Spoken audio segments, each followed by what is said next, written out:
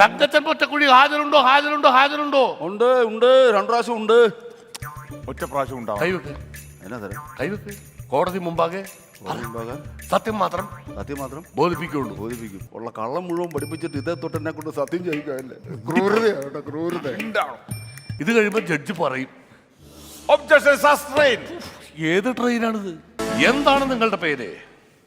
തങ്കപ്പൻ അല്ല ചെല്ലപ്പൻ. ഹലോ തങ്കച്ചൻ താൻ പോടു. താൻ എന്തിനാണോ താൻ ഇങ്ങോട്ട്? താൻ അമേരിക്കയിലോട്. താൻ അവിടെ പോയി നിൽക്കണോ? തെറ്റിക്കാണ് ഇത് പേരതല്ല. എന്താണ് നിങ്ങളുടെ പേര്? പറഞ്ഞല്ലോ ചെല്ലപ്പൻ എന്ന് പറഞ്ഞു.